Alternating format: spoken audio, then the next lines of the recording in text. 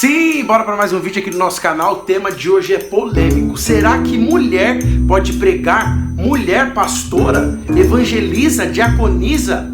O que você acha disso? Missionária? Agora em nosso canal.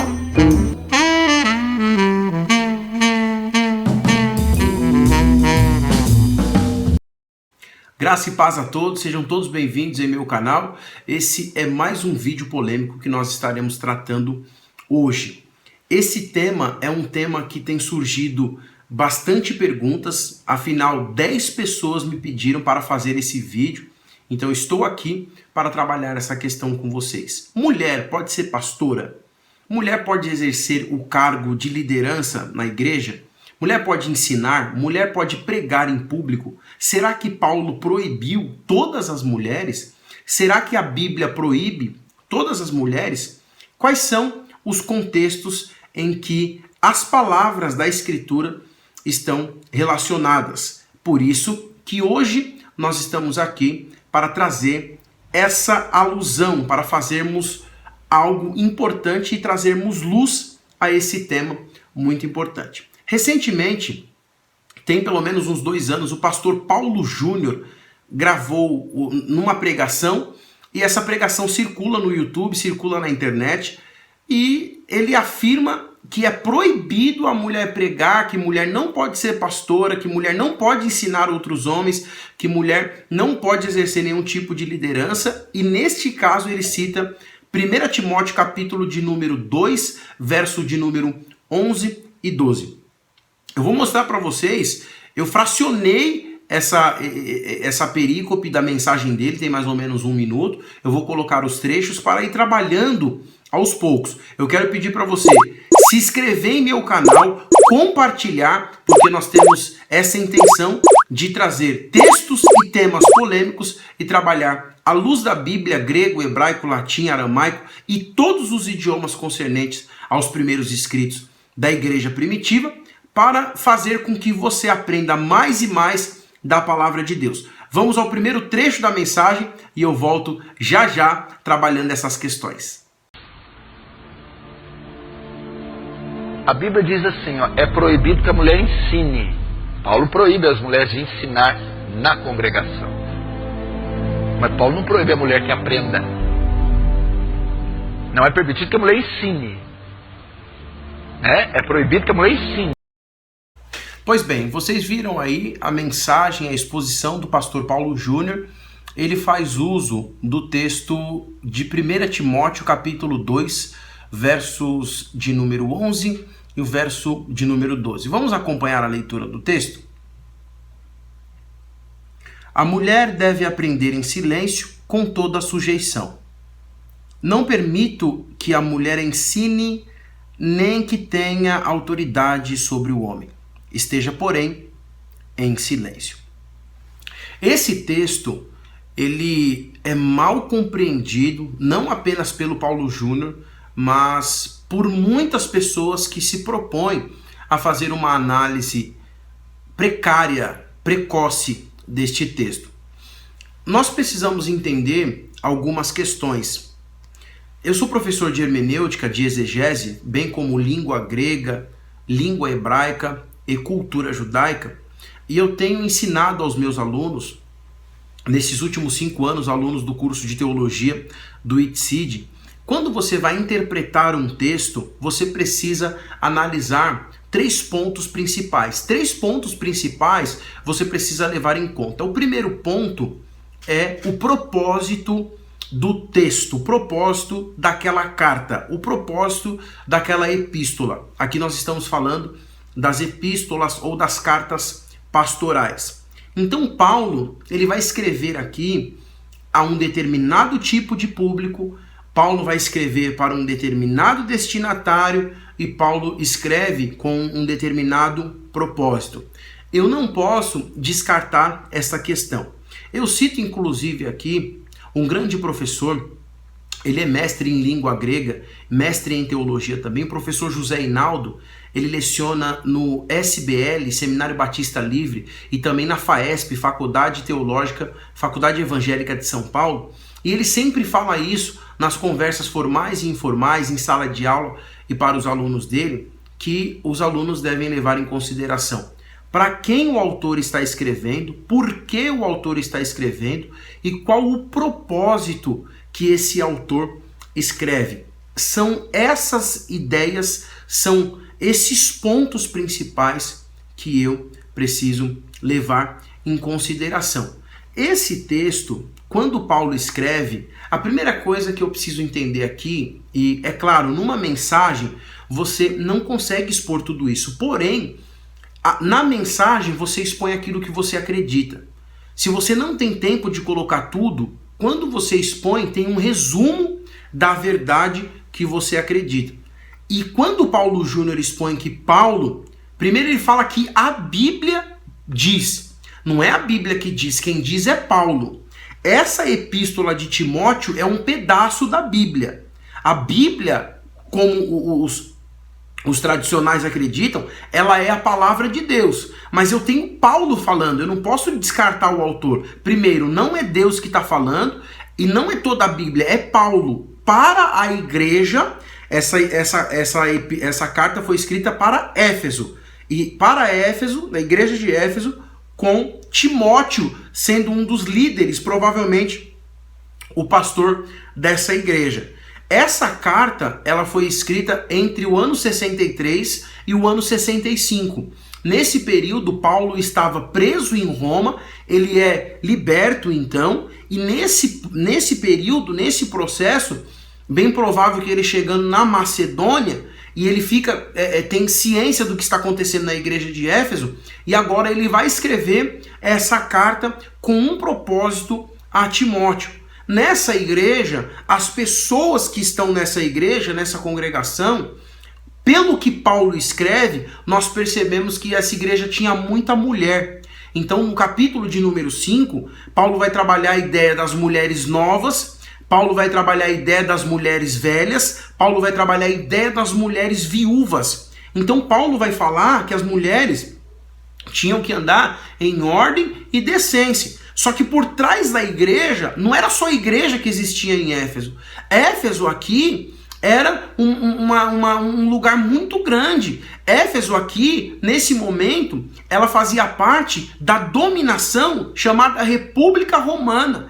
A República Romana fazia represálias às mulheres. Inclusive, nenhuma mulher podia ser superior à deusa Ártemis, que nessa cidade, nessa localização, tinha um templo de adoração a Ártemis. Então, por que Paulo faz essa proibição? Ele usa a seguinte expressão: não permito que a mulher ensine. Ele está dizendo que não permite, não é Deus que está dizendo. Eu, pronome pessoal, na primeira pessoa do singular, permito. Ele não permitiu, ele não está dizendo que Deus mandou, que Deus falou, e nem todas as mulheres, são as mulheres de Éfeso. Agora, por que Paulo está falando isso?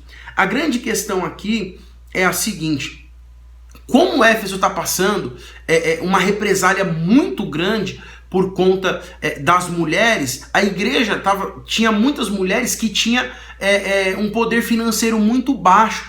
As mulheres, de forma financeira, elas não eram muito boas. Então, o que acontece? O Império Romano era muito machista, muito imperialista, muito fundamentalista. E ele estava dizendo o seguinte: imagina se nas igrejas as mulheres começam a pregar, a ensinar, o que nós vamos falar lá fora? Nós vamos perder a força. E se as mulheres se levantarem, automaticamente o império vai por água abaixo. E o que Paulo está fazendo? O que Paulo está dizendo? Paulo está dizendo o seguinte: se as mulheres começarem a ensinar e a falar na frente dos homens, sem poder aquisitivo, sem força, sem marido, automaticamente a igreja vai ficar enfraquecida, porque além do Império Romano se levantar contra a igreja, ia se levantar também as sinagogas. Por quê? Porque na sinagoga a mulher não podia fazer uma leitura em público, a mulher não podia falar, e Paulo era sim um judeu, e ele traz essa ideia enraizada não apenas do judaísmo, mas por conta do que estava acontecendo nessa localização. Inclusive, nós temos uma questão que ele fala para Tito, falando para as mulheres ensinarem, não só outras mulheres, mas para que as mulheres ensinem também, e eu vou trabalhar essa questão. O grande problema aqui é porque Ártemis, dentro da mitologia grega, dentro da mitologia romana, ela era uma deusa filha de Zeus, irmã mais velha, gêmea de Apolo. Como assim ela era gêmea? Ela era irmã de Apolo, irmã gêmea. Ela sai primeiro na hora da geração, e como ela já nasce adulta, tipo Adão e Eva, ela ajuda a mãe dela no parto, que estava tendo dificuldades para gerar Apolo. Quando Zeus fica sabendo disso, Zeus fica muito feliz e concede a ela 3 pedidos. Um desses pedidos foi para que ela fosse virgem a vida inteira, outro para que ela tivesse um arco e flecha, e outro que nenhuma mulher ensinasse como ela ensinava. Ah, então o senhor está dizendo que Paulo está usando a mitologia grega para doutrinar a igreja? Claro que não. Só que o contexto da mitologia está enraizado também nas escrituras. Eu não posso negar isso. Por quê? Atos capítulo 14, se você não entender a ideia ali que Paulo é chamado de Hermes e Barnabé de Zeus, você vai ver que esse contexto, sem entender o que é mitologia, você não consegue interpretar o texto das escrituras sagradas. Então você precisa conhecer o contexto para saber fazer aquela colocação. Então Paulo está dizendo o seguinte: para nós não sermos associados à mitologia, porque se surgir mulher ensinando, mulher pregando e doutrinando aos homens, é como se fosse a ideia de Ártemis sendo maior que Apolo e maior que Zeus, e ela tinha o segmento dela. Então o que Paulo fala? Quem veio primeiro foi Adão e depois Eva. Só que as pessoas pegam essa parte do texto para dizer o seguinte: a mulher deve, porém, aprender em silêncio. Esse silêncio aqui, tem muitas versões que traduzem por calada, mas não é calada. Aqui no texto, na verdade, eu tenho um substantivo feminino chamado ixuxia. Essa expressão, esse substantivo feminino, no caso dativo, não significa silêncio de não falar. Significa quietude, tranquilidade interior, falar com calma e com delicadeza. Então, eu quero até citar aqui o Dr. Alan Genut, quando ele tece o seu comentário, uma das maiores autoridades em Novo Testamento e epístolas pastorais, ele diz no seu comentário, no comentário bíblico NVI, citado em F.F. Bruce, na página de número 1404, ele trata justamente essa ideia que não é ausência de fala, e sim falar com calma, falar com tranquilidade. Por quê? Para não demonstrar que a mulher estava querendo ser maior que o homem, ser melhor que o homem, fazer alvoroço dentro da congregação. Como que eu falo assim, a mulher pode aprender? Eu, pelo menos, falo assim para os meus alunos. Nos meus alunos, quem mais pergunta é o que mais aprende. Como a mulher vai aprender em silêncio? Se ela tivesse alguma dúvida, ela tinha que perguntar abaixo. Aqui Paulo não está falando para a mulher calar a boca. Aqui Paulo não está falando para a mulher ficar calada. Paulo está falando para a mulher ter respeito, porque tem muita mulher que é histérica, tem muita mulher que faz escândalo, tem muita mulher que é escandalosa. E Paulo estava falando que as mulheres não podiam fazer isso, que ela falasse baixo.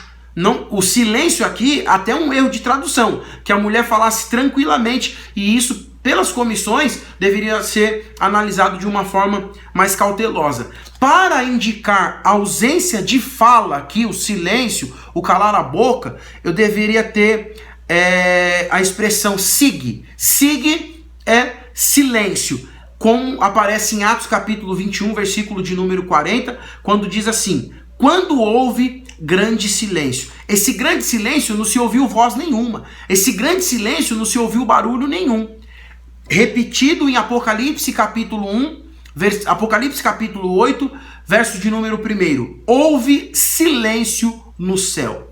Esse silêncio no céu é porque não ouviu nenhum barulho, nenhuma voz, nenhuma movimentação. Então essa palavra sig da ideia de silêncio, ausência de fala e de voz. Agora, o substantivo ixuxia não dá ideia, ixuxia não dá ideia de ausência de fala. Então, a primeira questão que nós precisamos ver é essa questão. Paulo não está falando para a mulher calar a boca, Paulo não está falando para a mulher não falar nada, e tem todo esse contexto histórico, cultural e religioso por trás da epístola. Timóteo é o pastor da igreja, ele tem que lidar com várias mulheres, então Paulo orienta Timóteo como lidar com essas mulheres. Inclusive, quando Paulo vai escrever a Tito, vou pegar aqui para os irmãos observem comigo, quando Paulo vai escrever a Tito, ele diz da seguinte forma: semelhantemente, ensine as mulheres mais velhas a serem reverentes na sua maneira de viver e não serem caluniadoras nem escravizadas a muito vinho, mas a serem capazes de ensinar o que é bom. O mesmo Paulo que escreve a Tito escreve a Timóteo. Em Timóteo ele proíbe as mulheres e em Tito não? Como que fica essa questão? É contradição? Então a Bíblia não é a palavra de Deus? Ela se contradiz? É claro que não. Cada carta tem o seu contexto. Cada carta tem o seu propósito. E nós não podemos deixar de analisar essa questão. Então nós vamos para outra parte do vídeo do pastor Paulo Júnior e vamos dar sequência nessa série de refutações. O exercício pastoral feminino não é bíblico. Uma mulher não pode ser pastora, não existe isso na Bíblia. E uma mulher também não pode pregar numa congregação que está repleta de homens. Neste trecho da mensagem, o pastor Paulo Júnior diz que a mulher não pode ser pastora. Mas ele não diz a base. Ele não diz a base. A Bíblia não proíbe a mulher de ser pastora. Não existe uma proibição para a mulher não ser pastora. A primeira questão é a seguinte: o texto de 1 Timóteo capítulo 2, verso 11 e 12 não proíbe a mulher de ser pastora. Não ordena a mulher ficar de boca fechada. Eu já expliquei nas iniciais. Se a base for Jesus não ter escolhido nenhuma mulher no ministério apostólico, também não é base. Se a base ainda for não aparecer a palavra pastora na Bíblia, fazendo uma evocação a Efésios capítulo 4, verso de número 11 e 12, nós temos então um problema. Primeiro, na Bíblia, aquilo que nós chamamos de Bíblia, a palavra de Deus, Sagradas Escrituras, não consta a palavra Bíblia, tá? Não tem essa palavra Bíblia. Aquilo que aparece no frontispício foi uma coisa que os tradutores colocaram. Alguém colocou ali, mas não tem a palavra Bíblia, tá? Essa é a primeira questão. No grego ali, o significado é livro, livrinho, tá? Então não tem essa palavra. Para quem acredita na doutrina da Trindade, né, nós, os trinitarianos, a palavra Trindade também não está na Bíblia. Mas eu acredito na doutrina da Trindade. Onisciência, onipresença e até a questão onipotência, El Shaddai ou Pantocrator, são questionáveis nesse sentido, mas onisciência e onipresença eu não tenho nas Escrituras. Porém, eu tenho as doutrinas. Estas doutrinas, os nomes, são colocados para facilitar a explicação da doutrina. Então, se a palavra não aparece, não prova. Não é isso que vai provar ou não, tá? Porque senão eu tenho que descartar todas essas outras doutrinas em detrimento desta explicação. Agora, a grande questão, e um caso que é muito importante, é o caso de Jesus. Em João capítulo 4, com a mulher de Samaria, depois de Jesus revelar toda a vida dela, falar de toda a história dela, Jesus comissiona essa mulher para pregar o evangelho nos seus povoados. Então Jesus não envia Pedro, Paulo, André, Bartolomeu, nada, nenhum destes, Natanael, nenhum desses discípulos que foram apóstolos foram enviados primeiro a pregar. Inclusive Jesus despista os homens, porque eles também eram machistas. Quando eles voltam do mercado, eles perguntam: por que está conversando com essa mulher? Né? Tinha a rincha de samaritanos e judeus. E aí Jesus fala para essa mulher: não, vai lá, prega para o seu povo primeiro, depois você volta. João capítulo de número 4 vai trabalhar essa questão. Aí, João capítulo 4, versículo 39 vai dizer assim: muitos samaritanos daquela cidade creram nele por causa do testemunho dado pela mulher. Ele me disse tudo o que eu tinha feito. Peraí, se mulher não pode pregar, só tinha mulher na casa, no povoado dela? Nem existia igreja aqui. Eles nem se reuniam em templos aqui, porque os cristãos não poderiam se reunir nos templos aqui, não poderiam se reunir nas sinagogas aqui. Eles se reuniam lá na frente em casas. Aqui nós estamos falando de João capítulo 4. Jesus estava no monte de José aqui, no poço que Jacó cavou para José aqui. Ela vai na cidade de Samaria e fala para todo mundo quem era Jesus. O testemunho dela mudou a vida de homens, mulheres e crianças. Olha o resultado. Assim, quando se aproximaram dele, os samaritanos insistiram em que ficasse com eles, e ele ficou 2 dias. A mulher prega, as pessoas se convertem, o testemunho dela serve para alguma coisa, ela volta com todo mundo e com testemunho, e o povo insiste, Jesus fica com eles ainda. Por que Jesus não proibiu a mulher de pregar? Será que ela não ensinou nada? Testemunho não ensina nada? Não pregou nada? Não falou nada de Jesus? Peraí. Então nós temos alguma coisa aqui, tá? Outro caso, é um caso interessante, que é Atos capítulo de número 12. Atos capítulo de número 12, nós tínhamos Pedro, Tiago e João. Pedro é preso, Tiago é decapitado e João volta para sua casa. João, também chamado Marcos, João Marcos, nome e sobrenome. Alguns historiadores dizem que aquela casa que Jesus pede para preparar a última ceia era essa casa de Maria, mãe de João Marcos, esposa de Zebedeu. Nesta casa, a igreja se reunia no princípio das orações. Essa casa foi a casa que Atos capítulo 2 fala da descida do Espírito Santo, em que encheu toda a casa e todos que estavam na casa, homens, mulheres, crianças. Então, João volta correndo para casa, bate na porta. Quem atende a porta é uma mulher, Rode. Essa mulher que atende a porta, os irmãos podem ver aqui em Atos capítulo 12, você desce, vamos ver aqui, e Pedro volta, seguiu uma visão ao longo dos judeus, a casa de Maria, aqui ó, Atos 12, 13, Pedro bateu a porta do alpendre e uma serva chamada Rode. Essa expressão serva aqui, vem de ministra, vem de ministro, que é diaconon, diaconia. Ela era uma diaconisa da igreja, já em Atos capítulo 12, depois de Atos capítulo de número 6. Se não tinha Pedro, não tinha Tiago, não tinha João, Pedro que era o pastor da igreja, estava preso, eles foram fazer missões. Quem é que ficou pastoreando a casa de Maria, que era a igreja? Maria. As mulheres estavam trabalhando e elas estavam em oração. Aliás, foi por causa da oração das mulheres que Pedro foi solto, que Deus enviou o anjo lá, o poder da intercessão, através das mulheres. Rode vai abrir a porta e todo mundo estava em oração. Tinha homem nessa casa? Não tinha não? Mas quem era a dona da casa? Desde quando ela cedeu a casa e não teve proibição nenhuma? Aliás, a gente não vê ninguém proibindo, a gente não vê Pedro, não vê ninguém proibindo mulher de ensinar e de falar nada. Tem o caso de Priscila e Áquila, Prisca e Áquila aqui. O contexto de 1 Timóteo é um contexto isolado. Então Jesus não proíbe, Pedro não proíbe e Paulo não proíbe. O contexto de 1 Timóteo é um contexto isolado. As mulheres pregavam na igreja. Inclusive, se os irmãos não conhecerem a história da igreja, a história do pentecostalismo foi através de uma irmã chamada Agnes Osman, que muitos homens e muitos irmãos, inclusive William J. Seymour, recebeu através das mãos dessa mulher o batismo com o Espírito Santo e o pentecostalismo muito famoso na Rua Azusa, não é? E chega até o Brasil e perdura até os dias de hoje.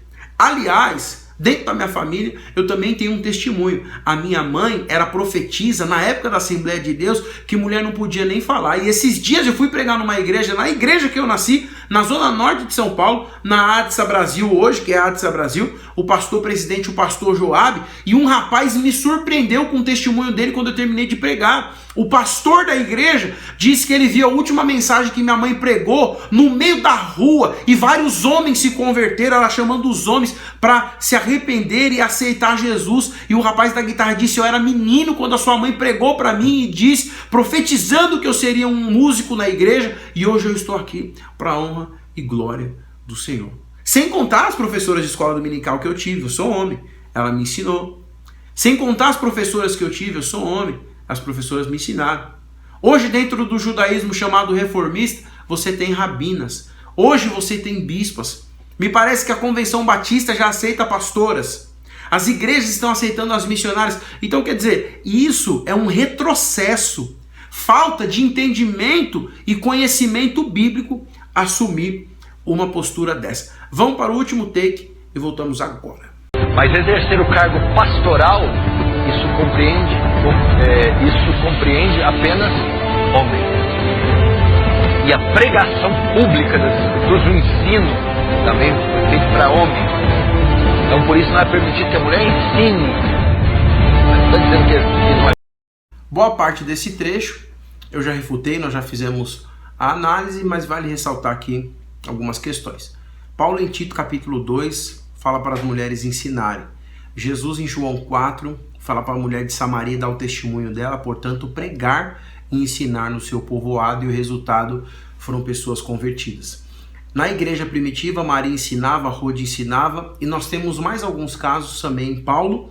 Eu quero trabalhar com vocês. Romanos, capítulo de número 16. Paulo começa assim: recomendo-lhes nossa irmã Febe, serva da igreja em Cencreia. Serva da igreja, de novo aparece essa ideia da expressão diaconia, alguém que servia a igreja, ela fazia tudo. Não tem restrição de pregar aqui ou não. Se precisasse pregar, ela ia pregar. Se precisasse fazer tudo, ela ia fazer. Essa irmã, serva da igreja em Cencreia. Peço que a recebam no Senhor de maneira digna dos santos. Ele não fala das santas, ele fala dos santos. Então era para igualar ela aos santos. Quem são os santos? E lhe prestem a ajuda de que venha a necessitar, pois tem sido de grande auxílio para muita gente. Auxiliar em quê? Inclusive para mim. Ela auxilia Paulo em quê? Saúdem Priscila e Áquila, meus colaboradores em Cristo Jesus. Priscila, nessa época era impossível você colocar o nome de uma mulher na frente. Por que ele coloca o nome de Priscila na frente? Arriscaram a vida por mim, sou grato a eles, não apenas eu, mas todas as igrejas dos gentios. Saúdem também a igreja que se reúne na casa deles. Saúdem meu irmão Epeneto, que foi o primeiro convertido a Cristo na província da Ásia. Saúdem Maria, que trabalhou arduamente por vocês. Maria? Que Maria é essa? Saúdem Andrônico e Júnias, meus parentes que estiveram na prisão comigo. São notáveis entre os apóstolos e estavam em Cristo antes de mim. Saúdem Ampliato, meu amado irmão no Senhor. Saúdem Urbano, nosso cooperador em Cristo, e meu amado irmão Estaques. Saúdem Apeles, aprovado em Cristo. Saúdem os que pertencem à casa de Aristóbulo. Saúdem Herodião, meu parente. Saúdem os da casa de Narciso, que estão no Senhor. Saúdem Trifena e Trifosa, mulheres que trabalharam arduamente no Senhor. Saúdem a amada Perside, outra que trabalhou arduamente no Senhor. Só mulheres que trabalham no Senhor, e as mulheres não podiam fazer nada? Pelo que o Paulo Júnior fala, e pela interpretação errônea que ele faz de 1 Timóteo 2, 11 e 12, mulher tinha que ser uma múmia. E não é isso que Paulo fala. Saúdem Rufo, eleito do Senhor, e a sua mãe, que tem sido mãe para mim. Saúdem Assíncreto, Flegonte, Hermes, Patrobas, Hermas e os irmãos que estão com eles. Saúdem Filólogo, Júlia, Nereu e sua irmã, e também Olimpas e todos os santos que estão com eles. Saúdem uns aos outros com um beijo santo. Todas as igrejas de Cristo enviam-lhes saudações. Então, peraí. O que é saudar com um beijo santo? Saudar com um beijo santo significa você tratar todos em pé de igualdade. E é justamente o que Paulo recomenda aqui. Por fim, nós vamos trabalhar 2 Timóteo capítulo 4, verso de número... Aqui... Vamos ver aqui... 2 Timóteo capítulo 4. Vamos ver aqui. O texto. 2 Timóteo capítulo 4, verso de número 19. Saudações a Priscila e a Áquila e a casa de Onesíforo. Então quer dizer, Priscila e Áquila eram homens e mulheres que trabalhavam para Deus. E a Priscila é colocada aqui em pé de igualdade com os outros homens. A carta, inclusive, vai endereçada a ela, porque a igreja se reunia na casa dela. Tá bom? Espero que vocês tenham curtido. Curte, compartilha, anuncia. Essa é a mensagem do Reino de Deus. Deus abençoe todos vocês e até o próximo vídeo.